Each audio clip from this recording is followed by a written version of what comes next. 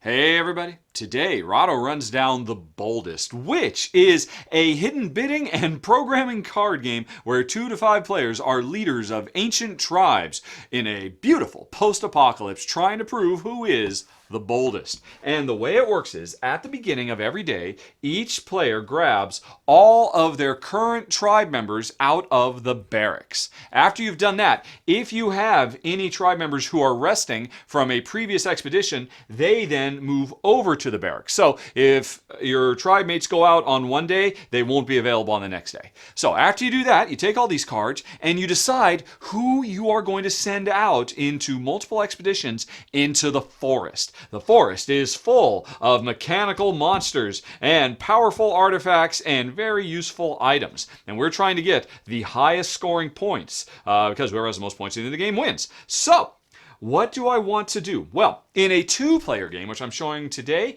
there's going to be a morning and an evening expedition. In a 3-player game, there's actually 3 expeditions, but in a 2-player game, there's only 2. But the interesting thing, for each one of these expeditions, I can set up 2 different groups that are going to compete to be the first to rush out into the forest and try to be bold. So, what do I want to send out? Do I want to send out my warriors to fight the monsters or grab items? Do I want to send out my technicians to grab items or try to figure out these artifacts? Do I want to send out hunters who, if you use them right, are really powerful because they can grab all 3 types of things, provided they've got these little targets on them?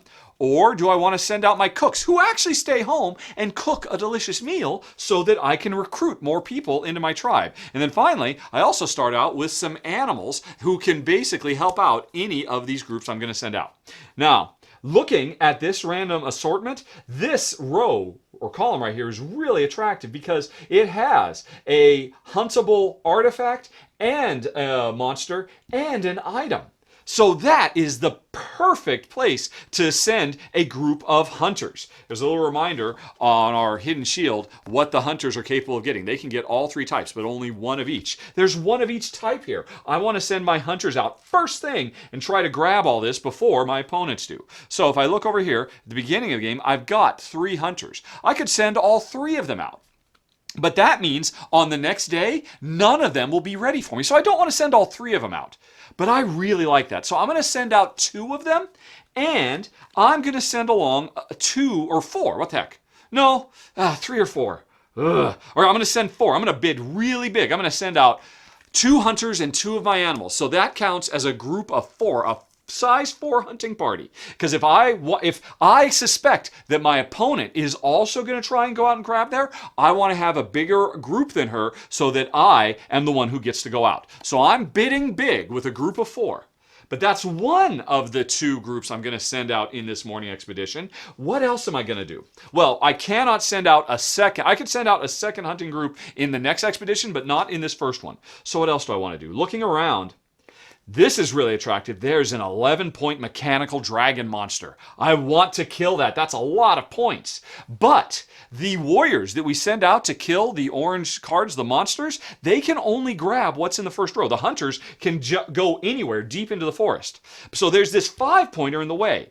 So I think I'm going to be a little cheeky. I'll see if it works out. I'm just going to send out a single warrior, a group all by himself, so that hopefully he will clear this out of the way. And then, for the afternoon expedition, I'm going to send out another warrior and, my last pet.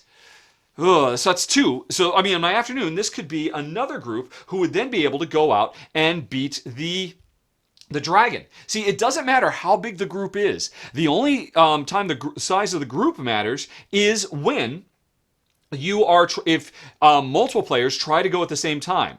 So if I suspect Jen is going to send a warrior group out in the afternoon and she has a bigger group than me, I'll be pretty disappointed.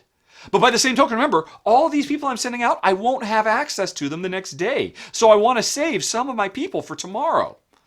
So, all right, I'm going to take a bit of a gamble and hope that if Jen is sending out warriors, she's sending them out in the morning, not in the afternoon, so that I can pay it off. All right, and then I've got another group.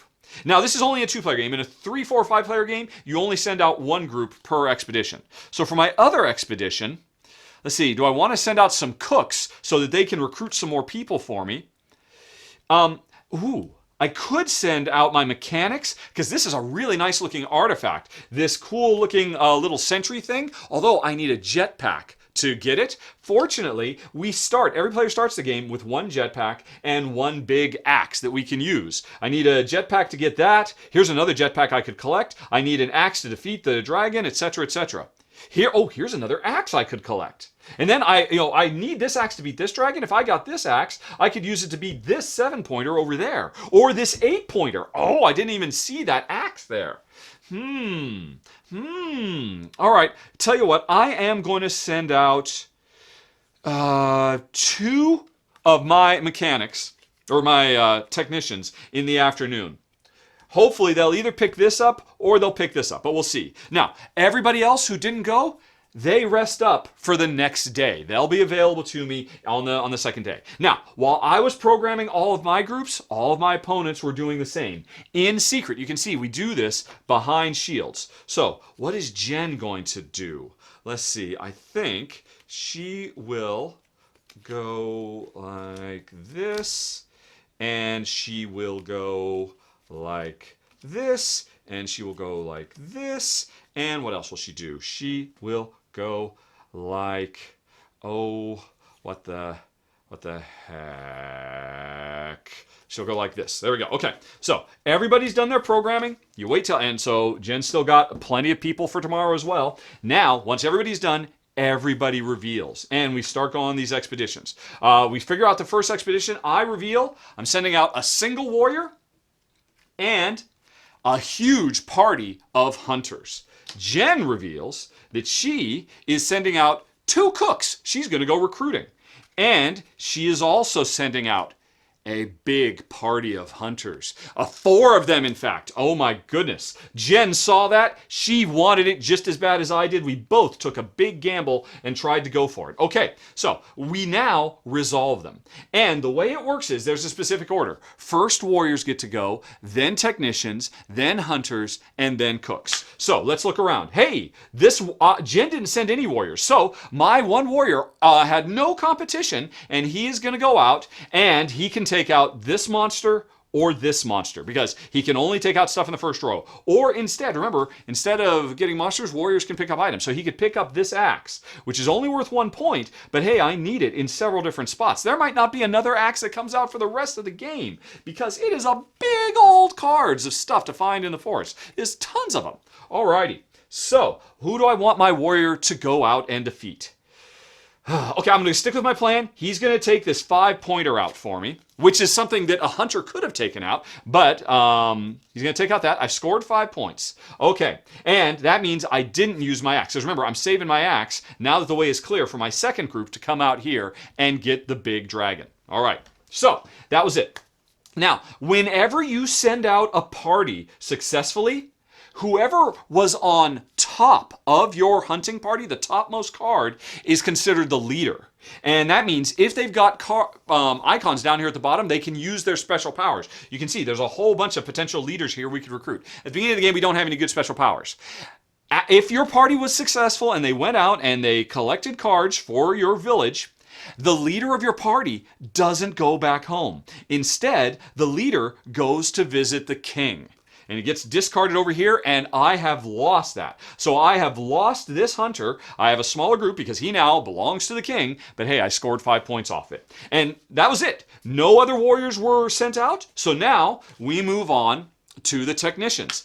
I did not send out technicians. Jen did not send out technicians, so that was that. We skip it. Now let's go out to the hunters. Both Jen and I did it, and we both went big with groups of 4. So it's a tie. In the case of a tie, who gets to go and who goes home? We look at these little faction markers. Whichever faction is closest to the king breaks the tie.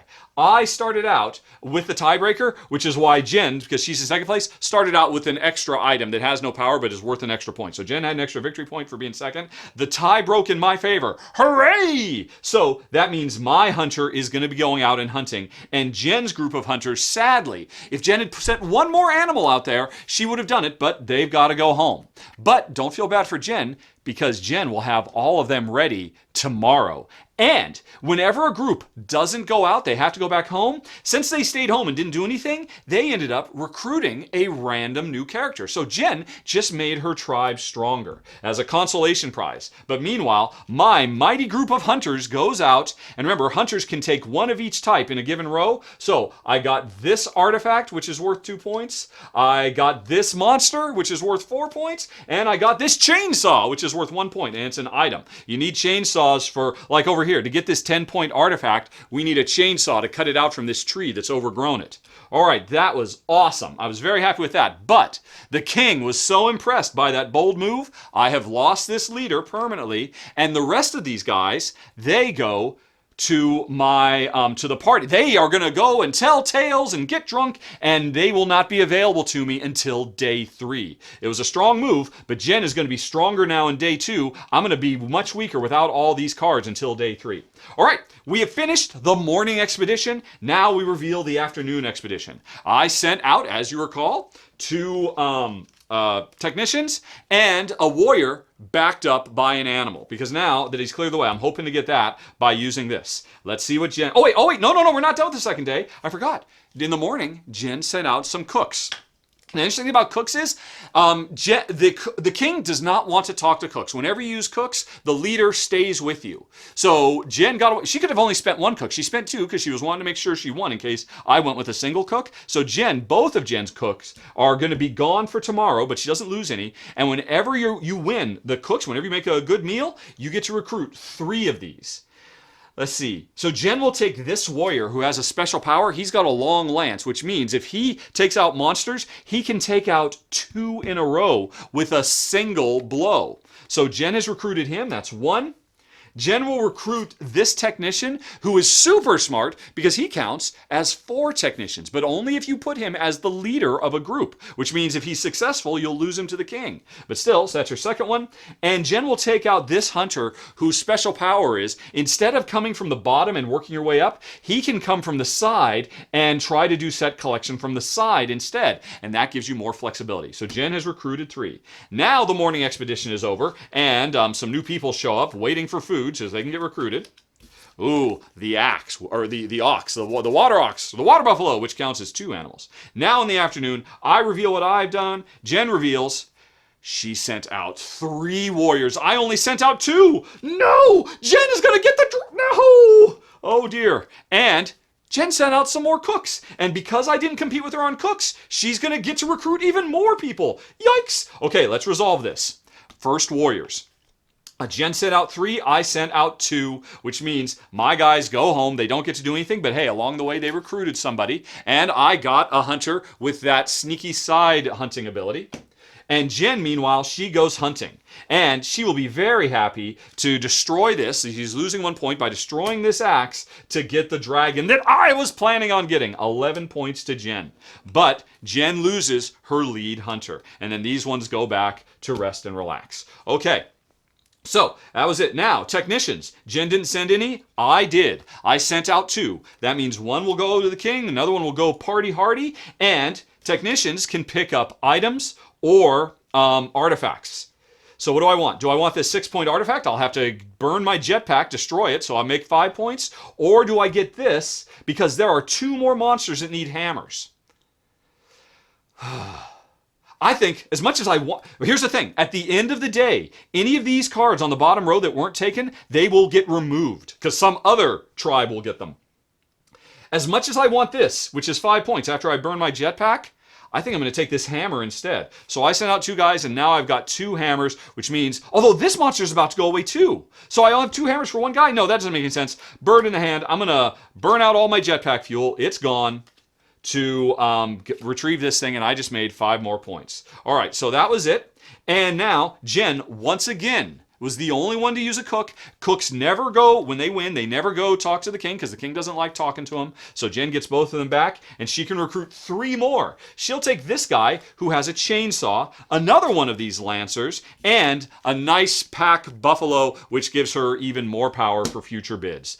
Boom! that was the end of the first day. It was very, very busy. At the end of the day, we, the fire burns down. We have another day to go. Anything that wasn't grabbed disappears. Everything else slides down and gets closer, and we put out a bunch more stuff. There's another big artifact and another monster to hunt. Oh, look, a gigantic artifact that it's so heavy it needs a power glove, a Nintendo power, and there's a Nintendo power glove to use to pick it up. And let's see, another thing that needs a power glove.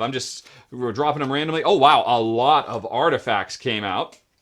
And, I forgot, by the way, when I won the tie, because I won the tie and got that first thing, I then moved to the end. Jen now breaks ties in the future, and that's it. We are now ready for the second day. I take everybody I've still got, which is not very many. I only recruited one. And now these guys are done partying. They'll be ready on day 3. Jen has a big, monstrous deck. Although, she didn't score many. Well, no, she did. She got that big 11-pointer that I set up for her. But I still got a lot more items and whatnot. And then we put our shields back up.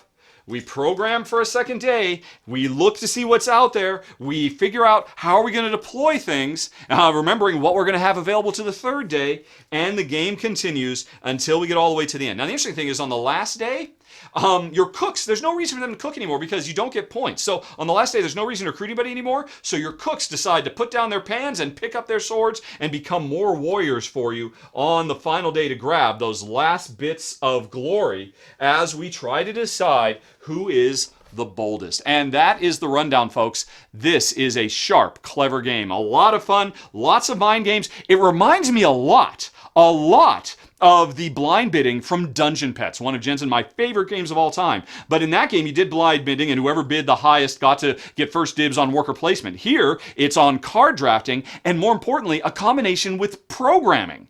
Very interesting, very unique, very fun. It's all full of mind games. Sometimes you guess what your opponents are going to do correctly, sometimes you don't, and it's exciting right up to the end when the final points are revealed. Neat, clever, clever game. The sophomore effort from new designer Sophia Wagner, very impressed. It's got a gorgeous look as well from a professional comic book artist. A lot to like here in the Boldest, and that's the rundown, folks. Thanks very much for watching. Have a very nice day. Talk to you later. So long. Bye-bye.